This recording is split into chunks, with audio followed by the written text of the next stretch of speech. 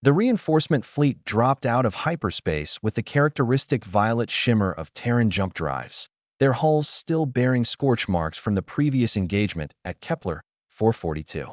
Admiral Chin stood on the bridge of the Indomitable, her knuckles white against the railing as tactical displays painted the battlefield in cold, clinical detail. "Ma'am," her communications officer called out, voice tight with confusion. "We're receiving no hostile signatures. No enemy vessels." "No, I can see that, Lieutenant." Chin's eyes narrowed at the screen. The mining colony of Arcturus 7 floated in the void ahead, its domed structures intact but dark. Silent. "Where's the Zalthor Armada?"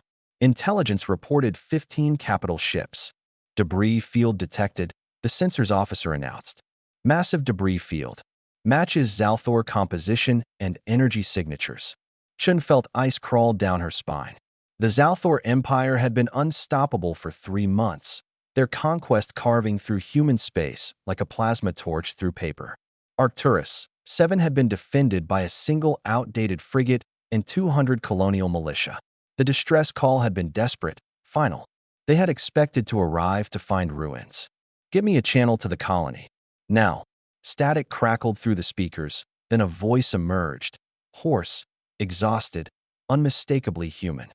"Reinforcement fleet. This is Commander Kalin of Arcturus 7. Welcome to the party. Sorry we didn't save you any." The bridge fell silent. Chin exchanged glances with her XO before responding. "Commander Kalin, this is Admiral Chun. What is your status? Where is the enemy fleet?" A bitter laugh echoed through the speakers. "You're floating through them, Admiral. Or what's left of them. That's impossible. You had one frigate. Had is the operative word, ma'am. The Defiant bought us 11 minutes before they vaped her. That was 6 hours ago." Kalen's voice carried something that made Chin's tactical instincts scream. Not pride, not relief. Something darker. "Permission to come aboard? I think we need to talk face to face." Commander Kalin looked like he'd been through hell and dragged it back with him. His colonial militia uniform was torn, dried blood caked along one arm, and his eyes held a 1,000-yard stare that Chun had only seen in veterans of the worst campaigns. Behind him stood squad leader Vash, a woman whose mechanical left arm whirred softly with each movement, her face an expressionless mask. 15 Zalthor capital ships, Kalin began without preamble, standing in the Indomitable's briefing room. 300 support craft. Approximately 40,000 enemy combatants. He paused, swallowing hard. "They bombarded us for 20 minutes. Killed 60 civilians before we could get everyone into the shelters. And then..." Chin leaned forward. "And then they landed." Kalen's jaw tightened. "They wanted the colony intact. The mining equipment. Our refinery can process iridium faster than any facility in 3 sectors. So they sent ground troops. Wanted to take us alive, put us to work." Vash spoke for the first time, her voice flat and mechanical. "They didn't understand humans very well." "Show them," Kalin said quietly. Vash activated a holographic display. Footage began to play, grainy, captured from dozens of helmet cams and security feeds. Chun watched as Zalthor warriors, each standing 8 feet tall with exoskeletons that could shrug off rifle fire, poured into the colony's corridors. And then she watched the humans fight back. There was nothing glorious about it. Nothing clean. The colonists used mining charges as IEDs, rigging entire sections to collapse.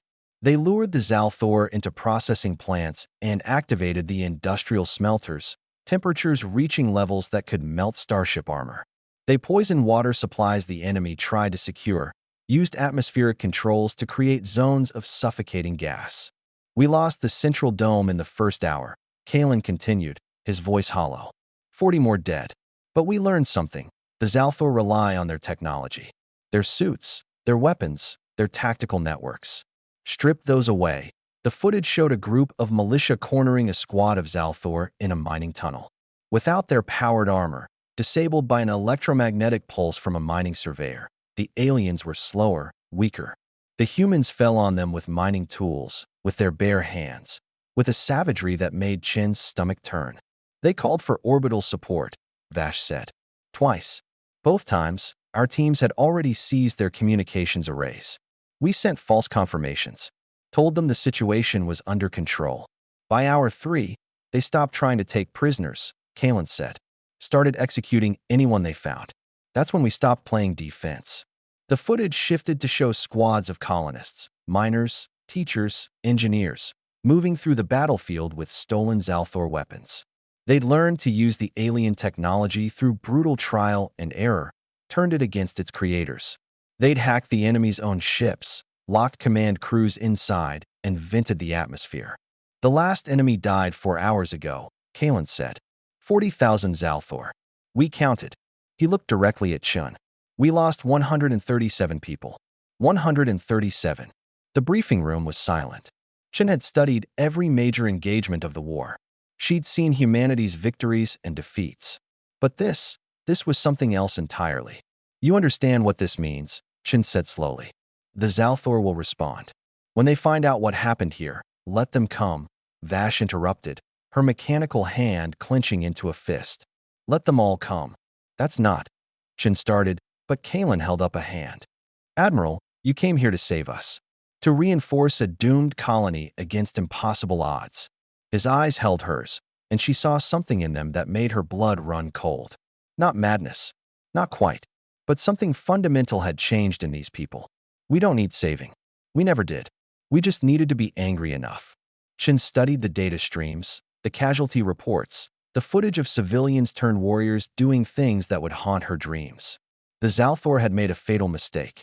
They'd assumed human weakness. They'd assumed fear would break these people. We're evacuating the colony, Chun said finally. Immediate relocation to no. Kalin's voice was iron. We're staying. We're rebuilding. And we're ready for the next wave. Commander, that's suicide? Maybe. Kalin smiled, but there was nothing warm in it. But they'll remember what happened here. Every Zalthor in their empire will hear how 200 humans killed 40,000 of their best warriors. How we turned their invasion into a slaughterhouse.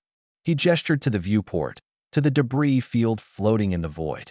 When the reinforcements arrived, Admiral, all the enemies were slain.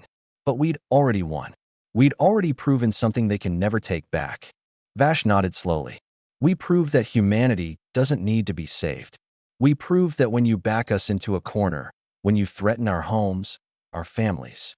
She paused, her mechanical hand whirring as it opened and closed. We become the monsters you should have feared all along. Chun looked at the two officers, at the footage still playing on the holographic display, at the mining colony that should have been a tomb but had instead become a monument to human fury. She thought about the war, about the Zalthor Empire's inexorable advance, about humanity's desperate struggle for survival, and she wondered, for the first time, which species should really be afraid. Get me a secure channel to High Command, she said quietly. They need to know. The war just changed. Outside the viewport, Arcturus, 7 hung in the darkness, its lights beginning to flicker back to life. The colony that refused to die. The grave that humanity had dug for an empire.